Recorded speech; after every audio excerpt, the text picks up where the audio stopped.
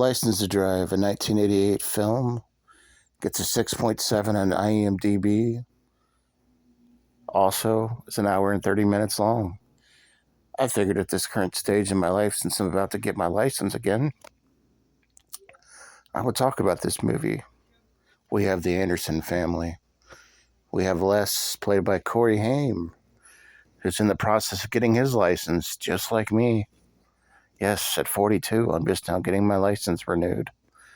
I've got my temps, which is funny because I'm in the process of getting my license with a bunch of young kids getting their license, and it's really funny. Anyways, back to the movie.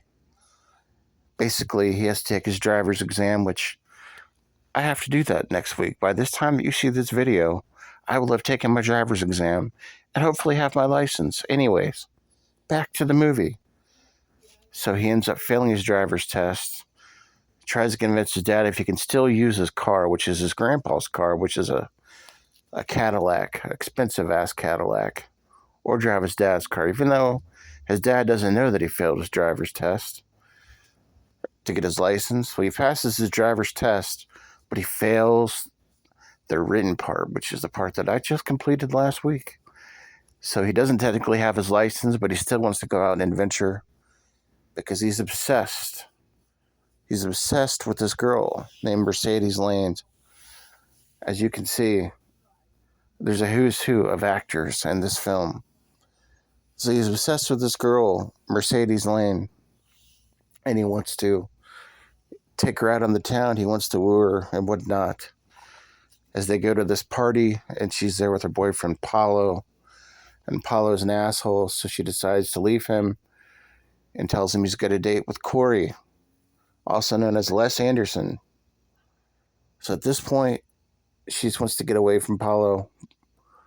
So she promises a date with Les. They Les go out on the town together for a night out on the town. Even though Les does not have his license, she still wants to go on a date with him, see what's there.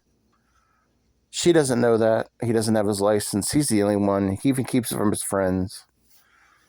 And at this point, it's on. Because now they're going to have this wild, crazy night in the town with Mercedes Lane, played by Heather Graham. So basically, at this point, she agrees to go on with him to this date. And he's going to take his grandpa's car, which he's going to steal in the middle of the night. After they go to this party that they've planned this date, they're going to go out at a night in the town. So basically, the date's going to happen, but a lot of stuff goes down. She ends up getting drunk and on a bottle of wine. So basically, at this point, Les doesn't know what to do because now he has a drunk girl in his car. He is without a license, but no one knows it. So all these adventures are happening. All he wants to do is get back home, not get in trouble. His parents eventually find out that he doesn't have his license. So all this stuff is going down, and it's just great. It's just a great movie from top to bottom. Corey Feldman is his running man in the film. And, of course, this is back when the two Coreys were, top notch. And he plays Dean, one of his best friends in the film, that tries to encourage him to get his license and do everything he can.